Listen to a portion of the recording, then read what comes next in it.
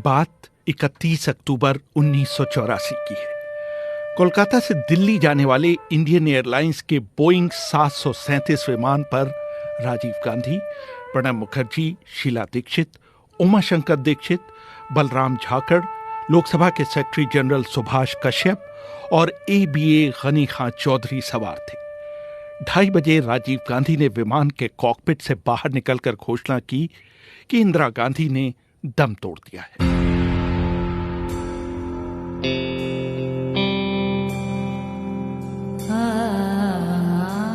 आरंभिक सदमे के बाद थोड़ी देर के बाद इस बात पर चर्चा होने लगी कि इसके आगे क्या किया जाए। प्रणब मुखर्जी ने अपनी बात रखते हुए कहा कि नेहरू के जमाने से ऐसी परिस्थिति में अंतरिम प्रधानमंत्री को शपथ दिलाए जाने की परंपरा रही है। नेहरू के देहावसान के बाद कैबिनेट में सबसे वरिष्ठ मंत्री गुलजारी लाल नंदा को अंतरिम प्रधानमंत्री के रूप में चुना गया था। जाने माने पत्रकार रशीद किदवाई अपनी किताब 24 अकबर रोड में लिखते हैं, एक ब्यौरा यह है कि इंदिरा गांधी की मौत से दुखी होकर प्रणब मुखर्जी विमान के टॉयलेट में जाकर रोने लगे। उनकी आंखें लाल हो गई, इसलिए वो विमान के पिछले हिस्से में जाकर बैठ गए। लेकिन कांग्रेस में उनके विरोधियों ने उनके इस हाव भाव को राजीव गांधी के खिलाफ षड्यंत्र करने के सबूत के तौर पर पेश किया। दूसरा ब्यौरा यह है कि जब राजीव गांधी ने प्रधानमंत्री के देहांत के बाद होने वाली प्रक्रिया के बारे में उनसे पूछा तो प्रणब ने वरिष्ठता पर कुछ ज्यादा ही जोर दिया, जिसका बाद में उनकी प्रधानमंत्री पद पर बैठने की इच्छा के तौर पर इस्तेमाल किया गया। हालांकि इंदिरा गांधी के प्रधान सचिव रहे PC अलेक्जेंडर ने अपनी आत्मकथा through the corridors of power and Insiders story में साफ साफ लिखा कि जैसे ही राजीव गांधी को प्रधानमंत्री पद की शपथ दिलाने की बात आई, प्रणब पहले व्यक्ति थे जिन्होंने उसका जोरदार समर्थन किया। लेकिन तब तक नुकसान हो चुका था। चुनाव जीतने के बाद जब राजीव गांधी ने अपना मंत्रिमंडल बनाया तो न तो उसमें और न ही कांग्रेस कार्य समिति में प्रणब मुखर्जी को कोई जगह दी गई। उन्हें 1986 में पार्टी से बाहर जाकर एक अलग पार्टी राष्ट्रीय समाजवादी कांग्रेस बनानी पड़ी। प्रणब मुखर्जी ने दूसरी बार प्रधानमंत्री बनने की बस तब मिस की जब सोनिया गांधी ने खुद प्रधानमंत्री का पद ठुकराने के बाद पार्टी में नंबर 2 प्रणब मुखर्जी के स्थान पर राज्यसभा में कांग्रेस के नेता मनमोहन सिंह को प्रधानमंत्री पद के लिए चुना। ये वही मनमोहन सिंह थे जिनका इंदिरा गांधी के शासनकाल में भारतीय रिजर्व बैंक के गवर्नर के पद का नियुक्ति पत्र प्रणब मुखर्जी ने वित्त मंत्री के तौर पर साइन किया था।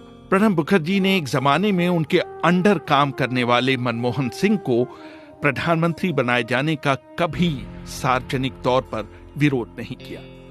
उन्हें अपनी कुछ कमजोरियों का एहसास था। मसलन एक जगह उन्होंने कहा कि उन्होंने अपने राजनीतिक करियर का बहुत बड़ा हिस्सा राज्यसभा में बिताया था। हिंदी बोलने में उन्हें दिक्कत होती थी और अपने गृह राज्य में वो कांग्रेस को कभी जितवा नहीं पाए थे। बाद में उन्होंने कुछ अपने नजदीकियों के साथ मजाक किया, प्रधानमंत्री तो आते जाते रहेंगे, लेकिन मैं हमेशा PM ही रहूंगा। PM का मतलब प्रणब मुखर्जी। प्रणब ने अपने लगभग 50 वर्षों के राजनीतिक जीवन में प्रधानमंत्री को छोड़कर हर महत्वपूर्ण पद पर काम किया। प्रणब के बौद्धिक स्तर और उनकी योग्यता को देखते हुए इंदिरा गांधी ने लिखित आदेश जारी करवा दिया था कि उनकी अनुपस्थिति में मंत्रिमंडल की बैठक की अध्यक्षता प्रणब मुखर्जी करेंगे।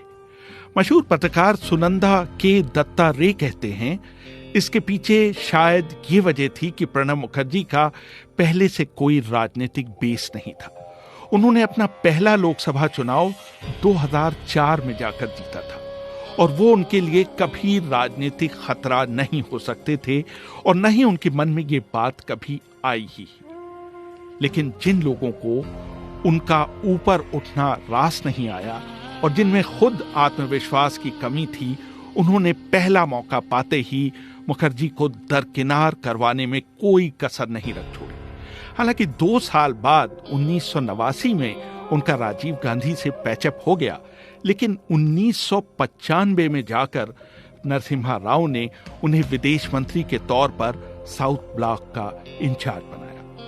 लेकिन एक मामूली बंगाली कॉलेज में अर्थशास्त्र पढ़ाने वाले इस शख्स के लिए वित्तीय मामले हमेशा पहला प्यार रहा। यूरो मनी पत्रिका ने उन्हें दुनिया के बेहतरीन वित्त मंत्रियों में से एक माना। उन्होंने अंतर्राष्ट्रीय मुद्रा कोष से भारत के लिए सबसे बड़े ऋण के लिए बातचीत की, लेकिन उनको सबसे बड़ी शाबाशी तब मिली जब उन्होंने ऋण के 1/3 हिस्से का बिना इस्तेमाल करते हुए IMF को वापस लौटा दिया। प्रणब मुखर्जी के वित्तीय प्रबंधन की तारीफ रोनाल्ड रेगन के वित्त मंत्री रहे डोनाल्ड रेगन तक ने भी की थी।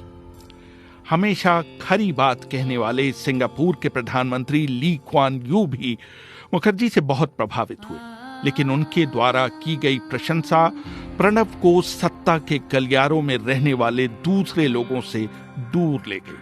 हां, इंदिरा गांधी ने उनका साथ कभी नहीं छोड़ा। एक बार उनके 135 मिनट के बजट भाषण के बाद इंदिरा गांधी ने उनसे मजाक करते हुए कहा था, दुनिया के सबसे छोटे कद के वित्त मंत्री ने दुनिया का सबसे लंबा बजट भाषण दिया। प्रणब मुखर्जी का कद 5 फीट के आसपास था। प्रणब मुखर्जी को हमेशा पढ़ने लिखने का शौक रहा। उनकी निजी लाइब्रेरी में आत्मकथाओं से लेकर दर्शन, इतिहास और अर्थशास्त्र पर सैकड़ों किताबें थी। एक बार की गई उनकी टिप्पणी, Asia minus India is like Hamlet without Denmark, से पता चलता है कि अंग्रेजी साहित्य पर भी उनकी पकड़ काफी मजबूत थी। अपने जीवन की शुरुआत से ही उन्होंने अपने पिता की एक आदत अपनाई थी, और वो थी दुनिया भर में हो रही घटनाओं को सिलसिलेवार अपनी डायरी में रोज लिखना। अमेरिका के राष्ट्रपति बराक ओबामा ने भी एक बार टाइम पत्रिका को बताया था कि उनको भी दुनिया भर की घटनाओं को अपनी डायरी में लिखने की आदत थी। यही वजह थी कि प्रणब मुखर्जी को हमेशा उनकी फोटोग्राफिक याददाश्त के लिए जाना गया। वैसे तो प्रणब मुखर्जी अपने मृदु स्वभाव के लिए जाने जाते थे, लेकिन कभी कभी उन्हें बहुत तेज गुस्सा आता था। तब कांग्रेस के बड़े से बड़े नेता भी उनके सामने आने से बचते थे। उनके इस गुस्से का स्वाद एक बार मशहूर पत्रकार राजदीप सरदेसाई को चखना पड़ा था। राष्ट्रपति पद का कार्यकाल समाप्त होने के बाद सरदेसाई मुखर्जी का इंटरव्यू कर रहे थे। जब मुखर्जी उनके सवाल का जवाब दे रहे थे तो राजदीप ने उन्हें टोक दिया। यह सुनना था कि प्रणब मुखर्जी आग बबूला हो गए। उन्होंने सरदेसाई को रोक कर कहा, ये मत भूलिए कि आप भारत के पूर्व राष्ट्रपति से इंटरव्यू कर रहे हैं, और इंटरव्यू करने का अनुरोध भी आपने ही किया है। अगर आपको उन्हें सुन पाने का धीरज नहीं है तो इस इंटरव्यू को यहीं समाप्त कर दीजिए। प्रणब मुखर्जी को नजदीक से जानने वाले पत्रकार जयंत घोषाल बताते हैं कि उनको पाइप जमा करने का बहुत शौक था। सालों पहले धूम्रपान छोड़ देने के बावजूद वो पाइप को हमेशा अपने मुंह से लगाए रखते थे।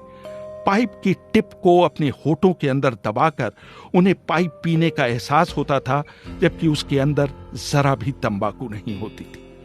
उनको सबसे पहले कांग्रेस अध्यक्ष देवकांत बरुआ ने एक पाइप उपहार में दिया था। उनके पास विदेशी शासनाध्यक्षों और मंत्रियों द्वारा तोहफे में दिए गए करीब 500 पाइपों का संग्रह था। बाद में उन्होंने पाइपों के अपने संग्रह को राष्ट्रपति भवन के म्यूजियम को दे दिया था। अंग्रेजी भाषा पर उनकी पकड़, उनकी लेखन क्षमता, गजब की याददाश्त, राष्ट्रीय और अंतर्राष्ट्रीय मामलों की बारीक पकड़ और संसदीय कार्यप्रणाली पर महारत ने उन्हें मंत्रिमंडल और पार्टी के लिए अपरिहार्य सा बना दिया था। जब भी मंत्रिमंडल के सामने कोई जटिल या विवादपूर्ण मुद्दा आता, उसे सुलझाने के लिए हमेशा प्रणब मुखर्जी को बुलाया जाता। मंत्री रहते हुए भी कांग्रेस के विभिन्न प्रस्तावों को ड्राफ्ट करने के लिए प्रणब मुखर्जी को ही तलब किया जाता था। मनमोहन मंत्रिमंडल में वो शुरू से नंबर 2 थे और 50 से अधिक मंत्रिमंडलीय समितियों के प्रमुख थे। वर्ष 2012 में कांग्रेस पार्टी ने उन्हें राष्ट्रपति पद के लिए अपना उम्मीदवार बनाया। हालांकि राजनीतिक टीकाकारों का मानना था कि शुरू में इस पद के लिए सोनिया गांधी की पहली पसंद उपराष्ट्रपति हामिद अंसारी थे। प्रणब को इस पद के लिए न सोचे जाने के दो कारण थे। एक तो ये कि सरकार के नट और बोल्टों को कसने की जिम्मेदारी अभी भी प्रणब के पास थी, और दूसरे, सोनिया गांधी को उनकी वफादारी पर अब भी विश्वास नहीं था। जून 2012 को सोनिया गांधी ने प्रणब मुखर्जी को मिलने के लिए बुलाया। प्रणब मुखर्जी ने अपनी आत्मकथा द कोएलिशन ईयर्स में लिखा, सोनिया ने मुझसे कहा कि आप इस पद के लिए सबसे योग्य व्यक्ति हैं, लेकिन आपको यह भी नहीं भूलना चाहिए कि सरकार चलाने में भी आपकी महत्वपूर्ण भूमिका है। क्या आप अपना कोई विकल्प सुझा सकते हैं? पता नहीं मुझे क्यों ऐसा लगा कि वो शायद मनमोहन सिंह को राष्ट्रपति और मुझे प्रधानमंत्री बनाने के बारे में सोच रही हैं। अगले दिन ममता बनर्जी उनसे मिली और उन्होंने शाम को ऐलान कर दिया कि उनके राष्ट्रपति पद के उम्मीदवार क्रम से कलाम, मनमोहन सिंह और सोमनाथ चैटर्जी हैं। इस ऐलान के बाद ही सोनिया ने मुझे राष्ट्रपति बनाने का मन बनाया। अगले दिन कांग्रेस कोर कमेटी की बैठक के बाद मनमोहन सिंह ने मुझे सूचित किया कि पार्टी ने मुझे राष्ट्रपति पद के लिए अपना उम्मीदवार बनाया है। उनके राष्ट्रपति के कार्यकाल में सरकार और विपक्ष दोनों कभी उनसे खुश दिखे तो कभी नाराज। सत्ता पक्ष से उन्होंने कई अध्यादेश जारी करने की प्रवृत्ति पर अपनी नाखुशी तो जाहिर की, लेकिन कभी उन्हें लौटाया नहीं। उन्होंने भीड़ द्वारा जबरदस्ती मारे जाने और असहिष्णुता के खिलाफ अपने विचार भी खुलकर रखे। एक से अधिक मौकों पर उन्होंने नेहरू और इंदिरा काल की जमकर तारीफ की। वहीं उत्तराखंड और अरुणाचल प्रदेश में राष्ट्रपति शासन लगाने के विपक्ष के विरोध को उन्होंने बहुत अधिक तवज्जो नहीं दी। उन्होंने नोटबंदी का समर्थन किया और संसद की कार्रवाई अवरुद्ध करने की विपक्ष की रणनीति को बढ़ावा नहीं दिया। उन्होंने अजमल कसाब, अफजल गुरु और याकूब मेमन समेत 30 दया याचिकाओं को खारिज किया। उन्होंने राज्य सरकारों के 2 बिलों, गुजरात के आतंकवाद विरोधी बिल और दिल्ली सरकार के लाभ के पद बिल को मंजूरी नहीं दी। अपने पूरे कार्यकाल के दौरान वो किसी विवाद में नहीं पड़े और सत्ता पक्ष और विपक्ष दोनों का सम्मान पाने में सफल रहे। उन्होंने राष्ट्रपति भवन को जनता के लिए खोला और कई लोगों को वहां रहने के लिए आमंत्रित किया। वो कॉपी बुक राष्ट्रपति थे। वो न तो रबर स्टैंप राष्ट्रपति बने और न ही कलाम की तरह जनता के राष्ट्रपति। प्रधानमंत्री नरेंद्र मोदी ने उनका हाथ थामे रहने और उनका मार्गदर्शन के लिए सार्वजनिक रूप से उनकी तारीफ की और 2017 में उन्हें भारत रत्न से सम्मानित किया। जून 2018 में वो राष्ट्रीय स्वयंसेवक संघ के बुलावे पर उसके मुख्यालय नागपुर गए। जहां बीजेपी के हलकों में उनकी तारीफ हुई, वहीं कांग्रेस को उनका ये कदम नागवार गुजरा। उन्होंने आरएसएस के संस्थापक केशव हेडगेवार की तारीफ की, लेकिन साथ ही नागपुर में आरएसएस के मंच से कहा कि देश की राजनीति में नफरत और असहनशीलता के लिए कोई जगह नहीं है।